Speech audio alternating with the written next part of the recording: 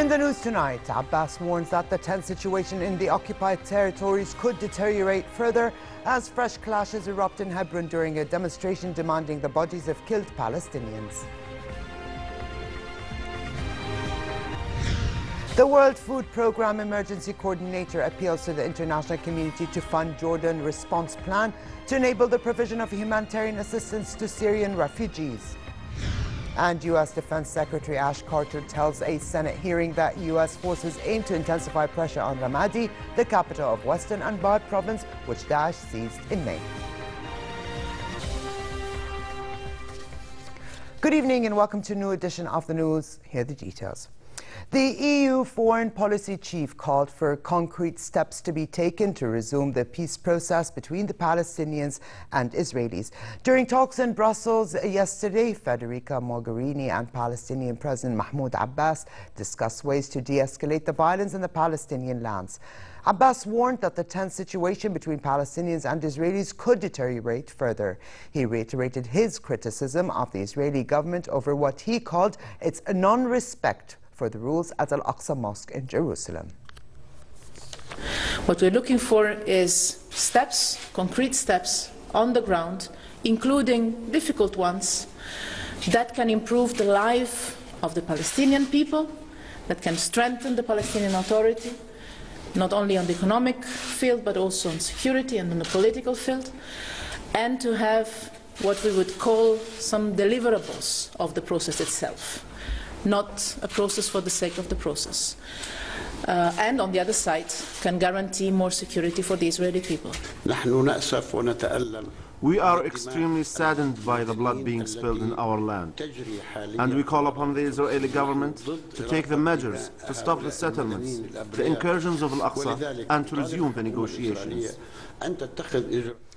In the West Bank, meanwhile, violence and protests continue. Hundreds of Palestinians marched in the old city of Hebron to demand the return of bodies held by Israel.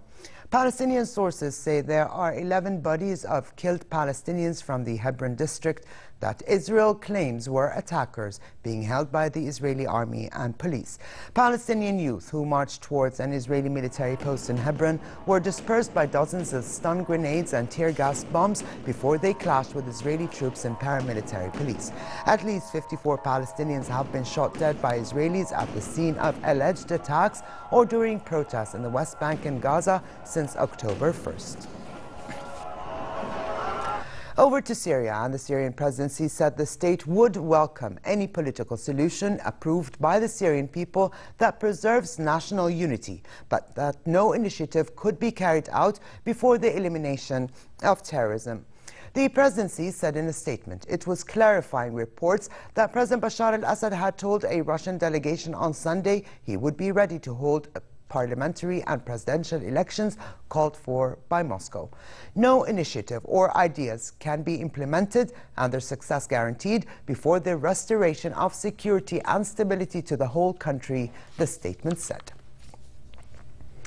The Russian Defense Ministry said it had invited military attachés from the United States and other NATO countries to explain allegations Moscow has been bombing civilian targets in Syria. Deputy Defense Minister Anatoly Antonov said information attacks on actions of the Russian air and space forces in Syria by foreign media have strengthened lately. This, he added, has pushed Moscow to ask the attachés, including a representative from Saudi Arabia, to justify what he called outrageous allegations or to withdraw the assertions. He called for greater cooperation with military officials from other countries to help avoid an inadvertent clash over Syria as they carry out separate airstrikes against militant and terrorist groups. And in the ongoing fight against Daesh, a statement by the U.S. military said the U.S.-led coalition carried out 12 airstrikes against the terrorist group in Iraq and 1 in Syria during a 24-hour period. 12 airstrikes in Iraq were concentrated near Sinjar, Kisik and Ramadi that was captured by Daesh in May. In Syria, an attack by a fighter plane destroyed a mortar system near Mar'a belonging to the terrorist group, according to the statement released today. The Syria strike was the first by the U.S. coalition since Thursday. Here at home, the World Food Programme Emergency Coordinator has appealed to the international community to fund Jordan Response Plan to enable the country to perform its humanitarian duties towards the Syrian refugees. At a press meeting here in Amman, Jonathan Campbell said halting aid to Syrian refugees in host communities would adversely affect services provided. Campbell's appeal came after it has become an increasing challenge for the WFP emergency operation to secure sufficient funding for Syrian refugees in Jordan and the region. The voucher value has been repeatedly reduced until the program was forced in September to stop assisting refugees living in communities categorized as vulnerable. I think Jordan has been amazingly generous. Jordan and the people of Jordan, they've taken in 10% of their population. That would be the equivalent of around 6 million refugees coming into the UK, where I am from. To take in such a large number of people when Jordan itself is missing a lot of what it needs, particularly water, jobs, is a real sacrifice on behalf of Jordan for the Syrian people. It's important that the world recognizes this, but it's also very important that the world helps Jordan do this. His Majesty the King received a written message from Egyptian President Abdel Fattah al-Sisi in which al-Sisi voiced his country's appreciation of King Abdullah's tireless endeavors to serve Arab issues, namely the Palestinian cause and defending Islamic holy sites in occupied Jerusalem. President al-Sisi also underscored Jordan's efforts to help find solutions to crises confronting several Arab states and preserve those countries' unity and integrity. He also paid tribute to the kingdom's key role in hosting Syrian refugees. Al-Sisi highlighted the strong ties between Jordan and Egypt and thanked the kingdom for its support to his country. Prime Minister Abdullah Mansour urged revamping the Governorate's Development Fund in order to upgrade and speed up its performance. Chairing part of a meeting of the Ministerial Economic Development Committee, Mansour said concerted effort is needed to ensure the fund's efficiency, and that is to realize true development in the governorates. Chief Executive Officer of the Jordan Enterprise Development Corporation, Hana Uredi, said approved projects since July 2012 until July this year reached 92 small and medium-sized projects with investments at a value of 124 million dinars. Mansour also chaired a meeting of the Partnership Council to discuss the public-private partnership law, as well as a media campaign aimed at raising awareness of the program's goals. The program aims to encourage private sector players to enter into partnership with government stakeholders to implement investment projects. The government would fund the projects utilizing the expertise and know-how of the private sector. In Washington, U.S. Defense Secretary Ash Carter told a Senate hearing that U.S. forces aim to intensify pressure on Ramadi, the capital of Western Anbar province, which Daesh seized in May. For his part, Marine General Joseph Dunford, a chairman of the Joint Chiefs of Staff, told lawmakers he could recommend putting U.S. forces with Iraqi troops to fight Daesh if that would improve the chances of defeating the terrorist group. He said his recommendation would depend on whether such a move had an operational or strategic impact and could reinforce the success of the operation. And in Iraq, at least 4 people were killed by bomb blasts and 2 officers were injured in mortars targeting a police training facility. 2 civilians were killed by separate roadside bombs in the greater Baghdad area, and 2 pro-government Shiite militia fighters were killed when a suicide bomb in a truck exploded at a gathering of security forces near the northern city of Samarra. Clashes broke out at the site of the bomb, which left 7 police officers wounded.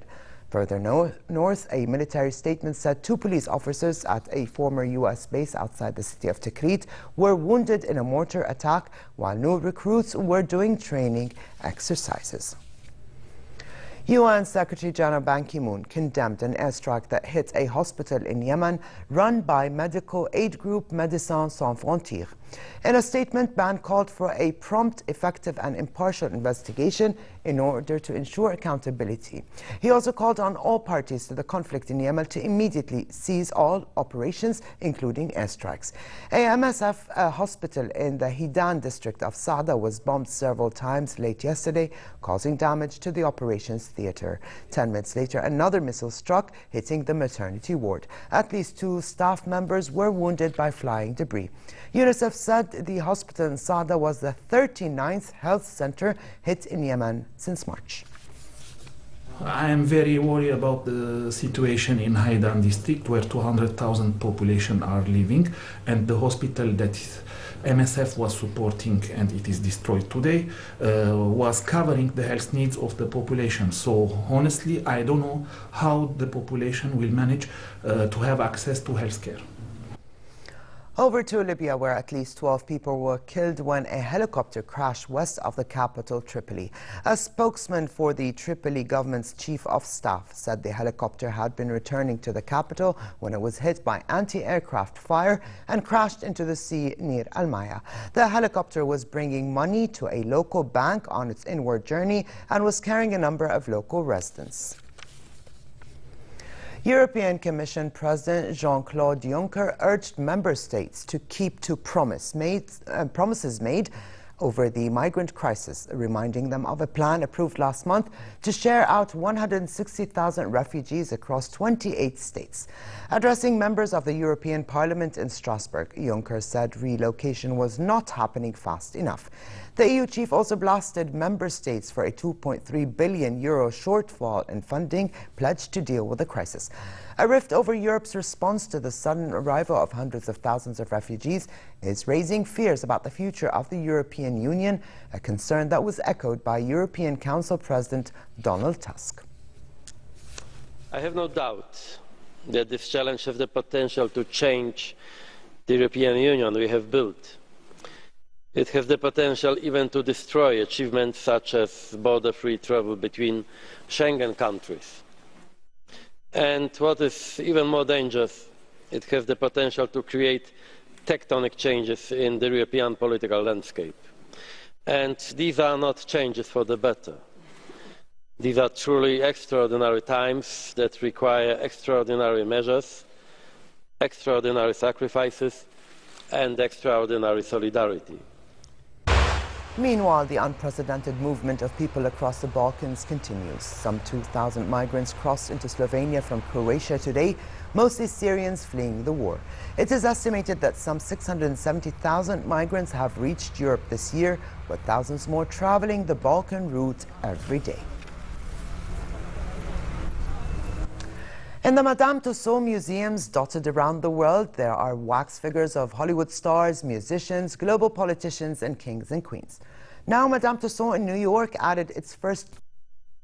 We're really thrilled to launch this figure here today in New York because it's the first figure that is selfie taking. So when our visitors are wandering through the attraction, we encourage people to get up and close and personal to all of the figures, take some really cool photos and interact with the figures they're posed. But this figure is a little bit different because instead of taking a photo with the figure, this figure will take a photo with you. It was incredible to see how they match your eyes and your teeth and your hair, your gums. And my favorite part was probably the hand molds, because you're like, it's all gooey. It felt really good. My least favorite part was the mouth molds, because I just had to sit there and, you know, stare into space for a while. I couldn't say anything.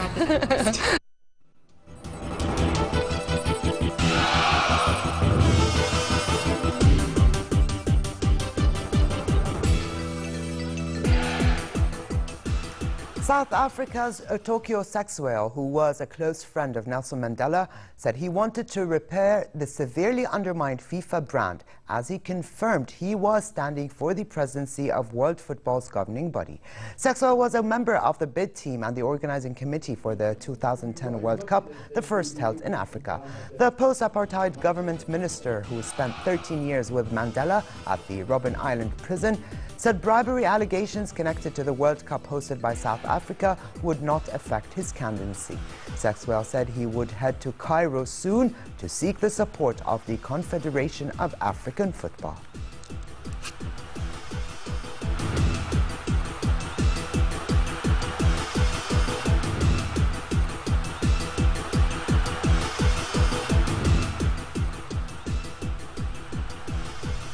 Former Chelsea great Frank Lampard said it was only a matter of time before Chelsea come back following their miserable start to the season.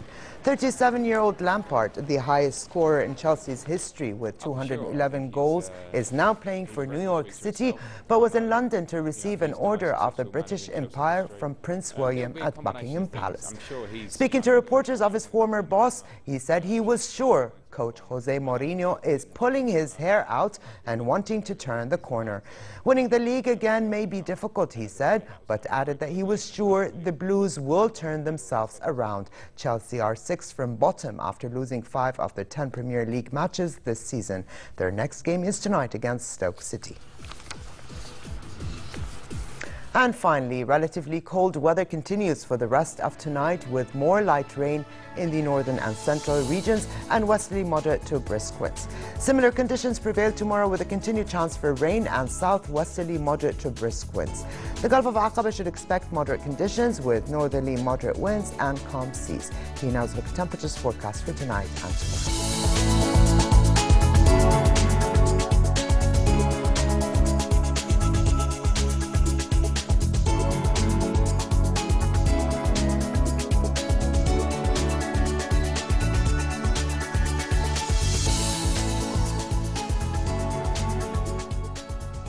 And to close, here's a reminder of the day's top stories. Abbas warns that the tense situation in the occupied territories could deteriorate further as fresh clashes erupt in Hebron during a demonstration demanding the bodies of killed Palestinians.